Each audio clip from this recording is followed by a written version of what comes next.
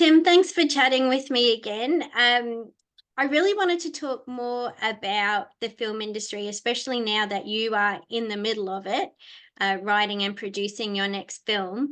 And one of the things that we have talked about before that I guess we didn't get on recording is that the Australian film industry is in a funny sort of place at the moment where you've got a lot of kids coming through traditional education and they're producing short films, and they may be getting a bit of a skewed idea of actually what's required to make a really great film. Would you be able to talk a bit about what you think we should be doing to help those kids who are coming straight out of uni and TAFE and all the rest of it? Well, thanks, Michelle. Yeah, a new thing over the last 10 to 15 years has emerged, pushing short film as the preferred model for teaching, which is good. You get your hands dirty and you have to try and somehow make a movie all by yourself, script it, produce it. It's so students are getting a full education in a kiddie pool as to what it's like. And the only real worry with it is that anybody who's been to a university student evening of short films, a little short film festival, will be able to tell you that it's deeply, deeply depressing. Not that there's no hope, that there's no talent, that there's no one is emerging. It's just that all of the short films, almost entirely, are miserable, tragic slogs through whatever tragic thing is upsetting the young person who made it.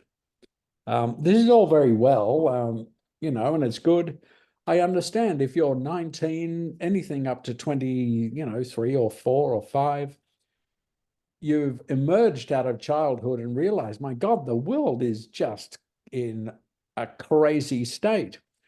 Donald Trump's about to be the president of the United States again. And, everything is very dark and difficult. The only trouble is people don't want to spend $20 and buy popcorn for misery or a lecture. Aristotle, who was just a Greek guy, I'm not trying to impress you, Aristotle did say that, let me get it right, I'll say the words, well, it was in ancient Greek, so I wouldn't be... Close enough translation will do. I will paraphrase in English, that a comedy that doesn't bear any serious examination is false wit, and a tragedy that doesn't bear any levity, any humor, is preaching and suspicious.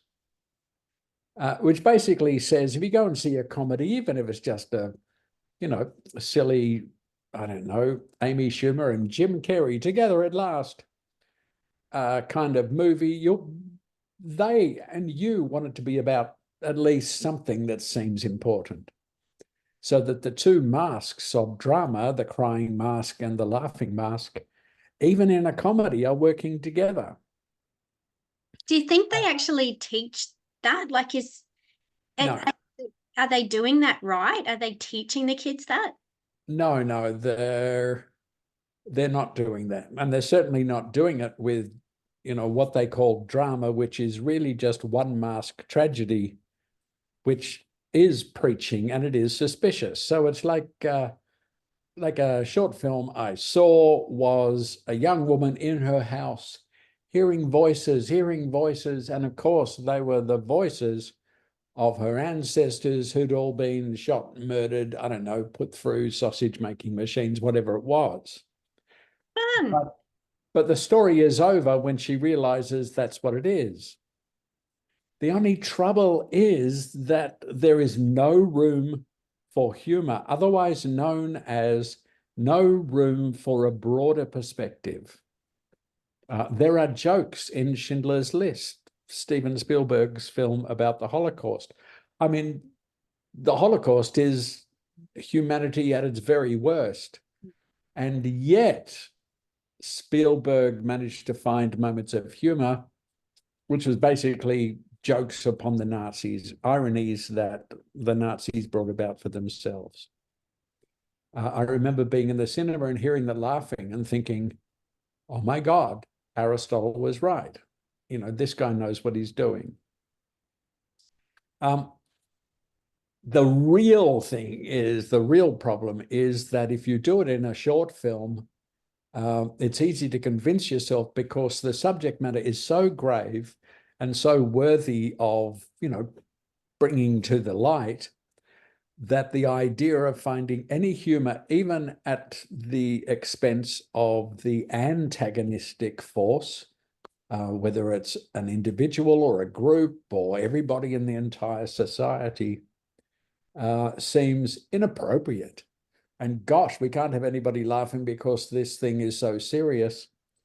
That's all great, except the students haven't learned the most important thing, which is that things up on a screen have to in some way entertain, so that even a film like Schindler's List had to be entertaining. It had to have a 3-act story. It had to have clear characters. It had to have, obviously, the tragic, sad mask.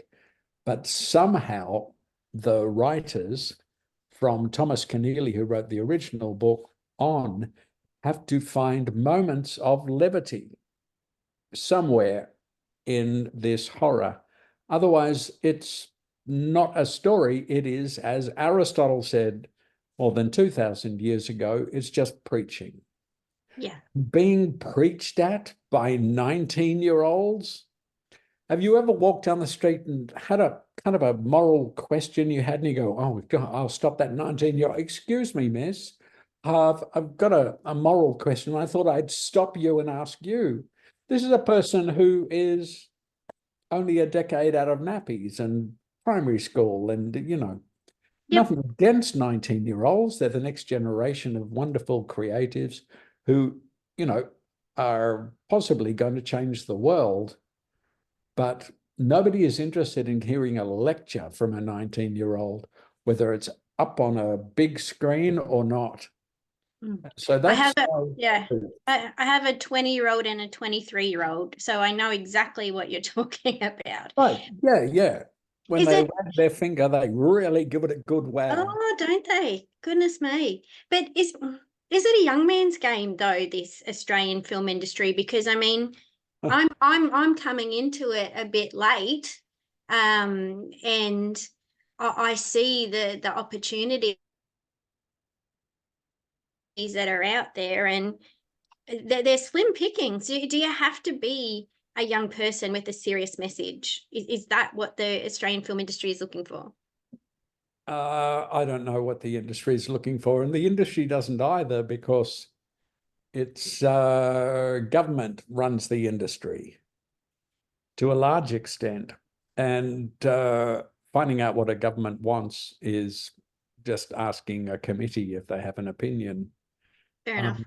So I'm not sure about that, but any time's a good time. If you've got an idea, it should always start, instead of deciding upon, you know, which lecture you want to give people, it's asking, what do I want to say to the world, and what is the most attractive and entertaining way, even if it is a dark, terrible story, that I can do it. If the thinking is simply about ticking boxes of issues, make sure you have an over 50 male character who is an alcoholic, who is the only character in the entire story who actually does not have a personal arc, that ever he's incapable of change, these characters. These things, I don't know if it can be fixed. I mean, I do know how it can be fixed. We need to teach people, as well as we're teaching them how to write a story, make characters, how to be funny. And comedy is quantifiable. And it's provable because the audience laughs. But there are principles in comedy in exactly the same way as there are principles in drama. So people are teaching, well, tragedy. People are teaching students, but they kind of, well, they do. They act as if comedy is a separate issue. And it's wrong. Mm. Um, I taught at NYU for 3 years, and they bring me in as the comedy teacher because you have to have a comedy teacher. I've taught in Scotland, in London, at all the big academies because you have to have a comedy teacher. But this is not the case at Sydney University, not the case at New South Wales University, not the case at Brisbane University, not the case, God help me, at Edith Cowan University, which is the finest screenwriting school in Western Australia. It does not exist Why is that? because they don't know. I would have to say that could be the only answer. Nothing malicious. It's Yeah. not like a joke killed their cat once. They are ignorant and they don't understand the most simple thing, which is two masks. One's laughing, one's crying, and together we call it drama. And we have since William Shakespeare said, I thought I'd write a show about a lonely teenager in Denmark. It'll have a couple of good gags, though. He did. He was very good at sneaking in a gag, the old Shakespeare. He did that pretty well. Oh, But yeah, there are gags in Hamlet, there are gags yeah, in all of his tragedies because he was in the audience business. yeah. Um, And that's the thing, isn't it? Like I edit scripts for a lot of indie script writers, and I mean they themselves take themselves so seriously, and their films are very serious, and I question that exactly what we're talking about. I say, but what do you want the audience to get out of it? Who is your target audience? And they say, oh no, I'm not doing this for the audience. This is my story. This is yeah. my story to tell. That doesn't make sense to me. Like nobody cares. Like I've been around the block enough to know that nobody actually really cares about my story. And if I want to be a storyteller, then I need an audience. Would that be right? Well, I certainly agree with you. I'm sure the younger people wouldn't because they're all being told things like, tell your story. What Mm. is your identity? And, can you squeeze it somehow into some sort of narrative? So it's not at all audience focused, but without having an audience in mind, you will get your wish is you won't get your audience. I've never met anybody with a successful narrative project, be it a book or a play or even a sketch show or a movie, who said, well, of course, we just did it because, well, oh, it just had to be said. I just had to get it off my chest. I haven't met that person. And if you're watching and you have made a successful project, just because you had to get it off your chest, then please get in touch. I want to know how you did it because it goes against, well, it goes against common sense, Yeah. which is okay. If someone's 19, 20, 23, 24, I mean, that's where people are shaking the bars in the cage, but also experimenting with stuff. And they've got their head up their own orifices because they're young. They'll occasionally march about something, but honestly, they don't really march all that often. Not in Australia. Yeah, but comedy is crucial. Look, I'll tell you what I mean, because people might be watching saying, what? You can't be funny. You can't just build it out of nothing. It kind of works like this. Um, a If you look at the hero's journey, a classic 3-act, again, Aristotle was the first one to write about it in his book Poetics. Check it out. It's only 60 pages. I'm sure you can even get an audio copy if it's beyond you. But for a hero's journey, you get someone who's quite decent, like Frodo Baggins. Then you give them a goal of some kind, like to drop a magic ring into a mountain's fire and, kill millions of orcs and goblins dead. They've all got mothers, but oh well. And so that's the goal. And then you put something in their way, which in the case of Frodo Baggins from Lord of the Rings is lots of people. It's almost everybody in the entire world, apart from a couple of elves and real estate barons.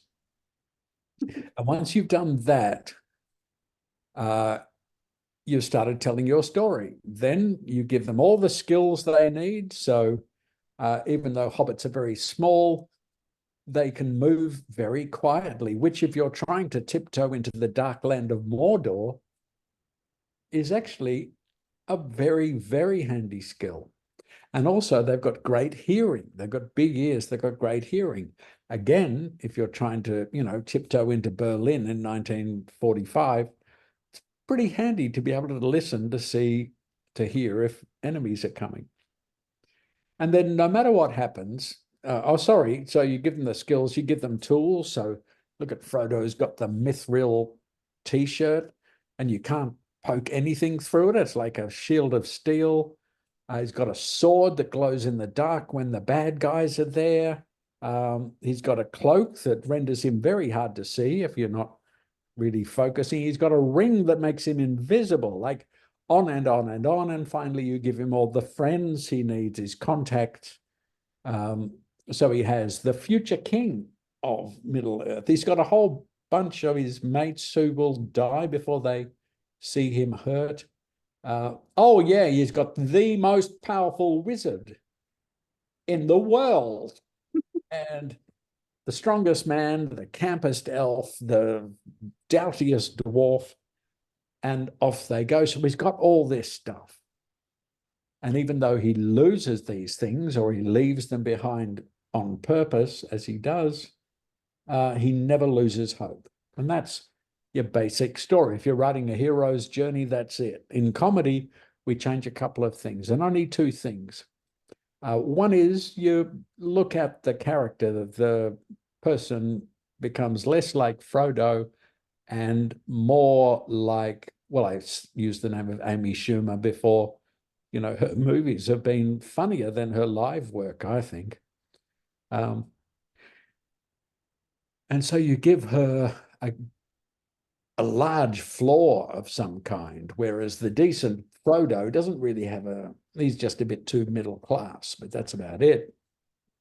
So that's one thing. You give them a goal, you put something in front of them to stop them. And the second thing is you take away all the skills that they need to get that goal. So they might even be Superman, but if the goal is to get a girlfriend, Superman can say, oh, I don't know what to say to Lois. She's so confusing. I don't know. This is someone who could snap the entire galaxy in his hands. So you take away the appropriate skills, you take away the tools, anything, a mobile phone, or it doesn't matter what it is. But if it's an object, you take it away so they're almost helpless, and then you remove all their friends. Or you make their friends completely useless, which is why a romantic comedy usually features an idiot friend, who will say, oh, mate, yeah, no, seriously, chicks love it if you shave your head right down the middle or whatever it is. But again, the comic hero, which is an androgynous term, before you go writing to your senator, the hero never loses hope. And if you watch a movie, anything from way back to Zoolander all the way through to whatever's funny that is actually working and successful on your streaming device, you will see that's how it works. Yeah. That's how you write a comedy. And if your comedy script is kind of not quite working, the story isn't quite doing what you want to, it may be that it could be something as simple as, oh man, they've got a mobile phone and that will make it easy to get the girl. Or, they've got a brilliant car, that might make it easy. Or they have, they're friends with Donald Trump, and I'm sure he would make it easy. But that's it. So there are principles, and there are more specific principles in comedy than just that very broad template. But there are things, and if you didn't know what I just said, then maybe you should investigate to see what else you don't know. Yeah. Well, what aren't they telling you? Because we've got a lot of kids coming through who don't know that's a thing. I've They're never heard not of it. being taught. They've never heard how you've just described it before. That's it's, Aussie comedy of chucking in a few inappropriate jokes and then someone maybe doing a nudie run. Like that's pretty much all That, we've got at the moment with that is with very funny. I mean, what it is true. Depends that who it is is. very funny. But yeah, you're right. And that only took me 5 minutes to explain. And when you hear it, Mm, the first thing most of my students who I teach think is, I knew that, except they knew it in their gut and not in their head. When you know it in your head, you've just saved yourself 2 years of writing yeah. and rewriting, because you've started out knowing that you need to do something to this protagonist. And also you've got to check that they don't have the skills or the tools or the contacts to get what they want. The other thing is that the goal itself, in a comic story, can be something that we regard as trivial, except the protagonist, the hero, really thinks it's really important. Yeah. And it can be just something stupid, something that we just go, oh, this is ridiculous. But it's great fun watching someone strive and throw everything they have at it. Vandelay Industries, tell them it's Vandelay. Just putting everything on the line for something that most people would regard as just trivial. But there are ways So to build jokes that are the same. There are yeah. confirmations, there are negations, there are reinterpretations. There are ways to build an irony. There are 5 different categories of sarcasm. What? What did he say? He said there are 5 different degrees of sarcasm.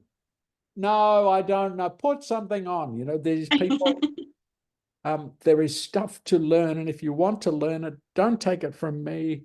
Take it from my book, The Cheeky Monkey, which is a template for how to write a narrative comedy. But also Steve Kaplan is a great American teacher who has written a book called The Comic Hero's Journey. And it just tells you stuff that is forehead-slappingly simple, Yeah. that you've never thought of. For example, he has in the book that a theme for a story doesn't have to be a sentence, like love will find a way, or, stand up for yourself, or whatever it might be. You can have a theme that's just a question.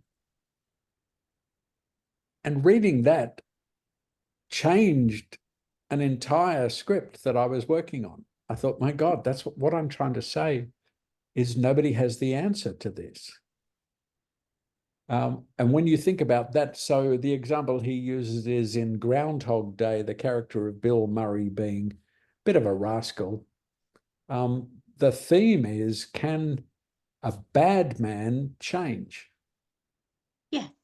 And so he puts him under the most extreme scenario, where he wakes up every day on the same day, and gradually he starts to change until he becomes like you and me, at least trying to be good. So if you're going to write anything at all, you should look at those 2 books.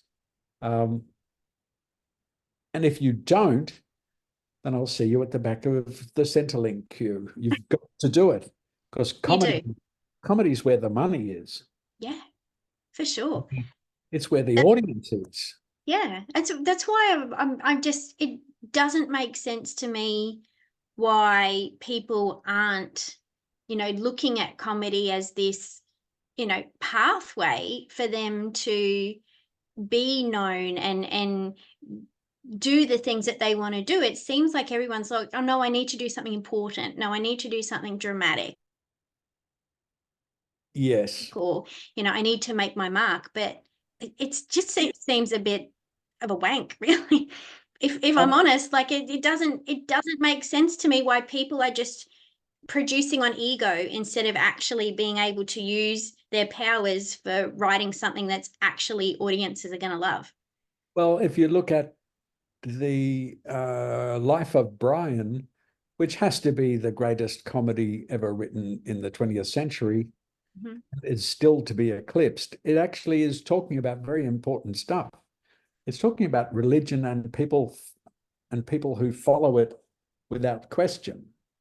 And it raises a lot of issues, really important ones, that could be done in a short student film. I don't know, starting with a crucifix and working its way down. But comedy can be more powerful and, best of all, more convincing than a drama or a tragedy, because if the audience is laughing, whether they want to or not, part of them agrees with what's been said. People tend not to laugh and disagree at the same time. Ha ha ha ha ha ha. It doesn't work. We go ha ha ha ha, but that's a different action. Yes, he's not the Messiah. He's just a very naughty boy. Just a naughty boy, Michelle. So what do you think is the biggest mistake that aspiring filmmakers are making at the moment? Well, I don't believe that short film is the best teaching device. I think as a short exercise, doing just a scene or something small, so you get all the hassle of finding who does cameras and lights and actors and scripts and making sure, you know, the photocopier gets the scripts to everyone, is probably more useful than all of the pressure to create their own masterpiece, because very few people get those works seen. Some get lucky, like they get picked up by, I don't know, Rain Dance Festival. Occasionally, you know, Australian people have done well and they've been able to launch careers. Mm. But if you added up all of the writing courses in Australia, it's between 350 and 400 new fully trained university or TAFE trained writers are hitting the ground every year, and we don't have all of them every year going to America and ending up making what they want. Adam Zwar made a short film called Wilfred about the guy who dresses as a dog. Yeah. Or the guy who is it anyway, you know what I mean. Yep. And he's been enormously successful, but behind him is, oh, hang on. Oh, no, we're still waiting. Yeah, And also Wilfred was a comedy, let's not forget. that's right.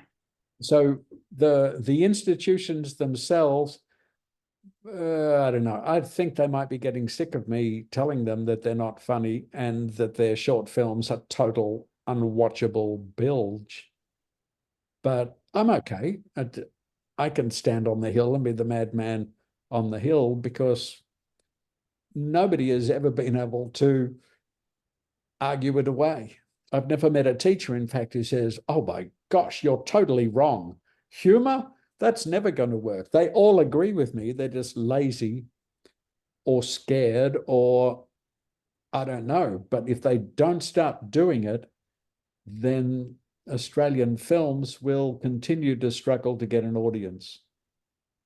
Absolutely. I absolutely agree. And these kids coming through, they don't know what they don't know. They're thinking that they're getting this well-rounded education and they've learnt everything that they need to learn. And now they're off into the big wide world and they're missing out on such a huge component, which is the comedy side of it and how important it is, even in a serious message, to have that moment where people can stop and breathe and laugh and feel connected to the screen. And all of the student films that I've seen, the ones that I love and that I stick in my brain, aren't necessarily the ones that were comedies, they were drama, but they were the ones that made me laugh. They were the ones that made me feel like I was invited into the story and that I could, somehow be a part of it. And I think we're missing that. We're having these filmmakers preach at the audience and it's just not working. So if anyone watching is like, Tim, you make sense. I need to learn from you. Is there a way apart from your book? Have you got any courses coming up, or can they contact you? Yeah. I've always got courses coming up which are open to the public. There's nothing on the books at the moment because we're flat out with another thing. But if you go to my website, cheekymonkeycomedy.com, you'll be able to see a variety of courses. And also, there's a blog there that has new angles on how to write comedy, which, I mean, I don't know everything, but I know you need it. Yeah, I And, totally agree. Totally. and if you want a beach house, don't fart around. Learn how comedy works. I want Otherwise, the beach house. otherwise you'll be borrowing your mum's car when you're 60. We don't want that. Yeah, get it together, work it out. And the real trick is, if you're writing a script and it's got a terrible, terrible antagonist, that's where you make the joke. And if you're confused, watch Schindler's List and keep your eyes open. And the jokes are glaring, the ironies are glaringly obvious. So what I'm telling you is true, and you know it's true, viewer. Don't go kidding around unless you're 19, in which case you don't know anything, and accept the fact that you can enjoy not knowing anything. Not knowing anything is the bliss of youth. Oh, to be 19 again, Tim. Oh, Oh my. yeah. And eventually you want a beach house, and you want a beach house in the beach house, and tragedy just isn't going to cut it. No. Thank you so much for having another chat with me. As always, I have learnt so much, and I just appreciate you being the elder wise man that you are, and imparting all of the wisdom to those little 19-year-olds who probably won't listen anyway, but that's Yeah. okay. Well, and comedy's And I'll good make for sure you. and I've I'll still make got sure my I hair. put a link. Yeah, I'll put a link to all of those resources that you told me in the comments. So anyone watching, if they want to get in contact with you, follow the blog, look out for the courses, buy the book. They will all be on the links so that you can contact Tim. Thank you, Tim, once again. You are a national treasure. Thank you, Michelle. You too. And thanks, everybody. And, don't be scared of comedy. The first time you do it will be terrible, but you've lost your virginity. You know what that's like, you people. So give it a go and just think beach house, beach house, beach house. Thanks, Michelle.